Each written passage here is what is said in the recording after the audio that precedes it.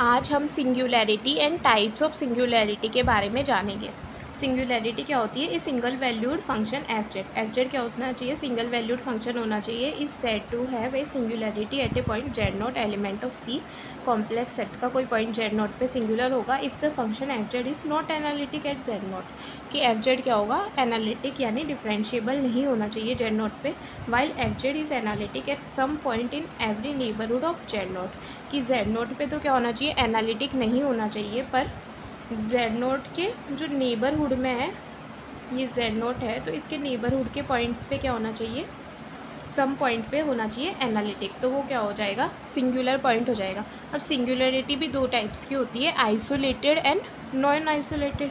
Isolated singularity में तो क्या होता है? एनालिटिक इन ए डिलीटेड नेबरहुड। कि यदि जेड नोट है तो मतलब ये जेड नोट के नेबरहुड में और कोई सिंगुलैरिटी प्रेजेंट नहीं होना चाहिए। आइसोलेटेड हो गया यानी अलग से हो गया, और नॉन आइसोलेटेड में हो गया have a singularity in every deleted neighbourhood. जैसे जेड नोट है तो इस जेड नोट के डिलीटेड नेबरहुड में एक और पॉइंट है Z1, तो ये क्या हो गया? नॉन आइसोलेटेड हो गया। अब आइसोलेटेड सिंगुलैरिटी में भी हम 3 टाइप्स की सिंगुलैरिटी पढ़ेंगे, removable, Paul and essential singularity. Removable singularity में हम 3 पॉइंट्स देख सकते हैं कि एफ जेड में भी bounded in deleted neighbourhood of Z note. कि जेड नोट के जो डिलीटेड नेबरहुड में क्या होना चाहिए? एफ जेड बाउंडेड होना चाहिए। यदि हम क्वेश्चन में निकालें तो limit of Z tends to Z naught, F Z क्या होना चाहिए? फिनिट होना चाहिए, यानी उसको रिमूव कर सकते हैं कि लिमिट होगी ना जेड नॉट पे, वो एफ जेड की वो क्या हो जाएगी? फिनिट होगी। तो या फिर लोरेंट सीरीज एक्सपेंशन होगा एफ जेड का, उसमें जो हमारे पास प्रिंसिपल पार्ट था यानी जेड की जो नेगेटिव टर्म्स वाला पार्ट था, वो वाली नेगेटिव टर्म्स क्या होनी चाहिए? प्रेजेंट नहीं होनी चाहिए, तो वो क्या हो जाएगी? रिमूवेबल सिंगुलैरिटी हो जाएगी।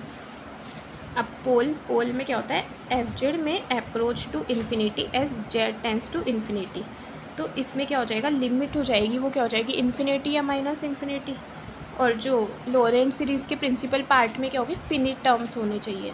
फिनिट टर्म्स हो गए तो इन्फिनिटी आएगी लिमिट, या माइनस इन्फिनिटी यानी 1/z 1/z², ऐसे टर्म्स होनी चाहिए एक्सपेंशन में।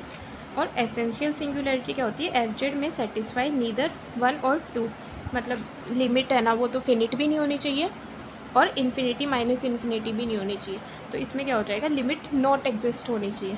और जो लॉरेंट सीरीज़ एक्सपेंशन होगा उसमें प्रिंसिपल पार्ट में क्या होना चाहिए? इनफाइनाइट टर्म्स आने चाहिए, यानी जो जेड की नेगेटिव पावर की इन्फिनिट टर्म आनी चाहिए। जैसे ये वाले साइन Z/Z है, तो इसमें Z=0 पे इसकी लिमिट निकालेंगे तो 1 आएगी, वो फिनिट है, तो इस पर क्या हो जाएगी? Z=0 पे रिमूवेबल सिंगुलैरिटी।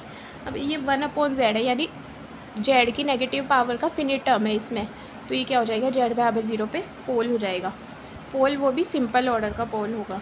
अब e⁻1/z, इसकी हम लिमिट निकालेंगे तो लिमिट इसकी क्या आएगी? डज नॉट एग्जिस्ट आएगी।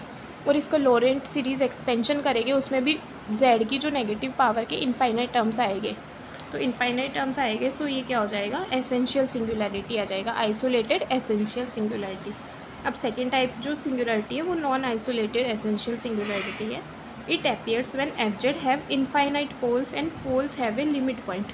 कि नॉन आइसोलेटेड के लिए क्या होना चाहिए? जब हम पोल निकालते हैं तो पोल होता है ना, इनफाइनाइट पोल्स होने चाहिए, और पोल्स का क्या होता है? लिमिट पॉइंट होना चाहिए। तो जो लिमिट पॉइंट ऑफ पोल्स होता है वो क्या बोलते हैं?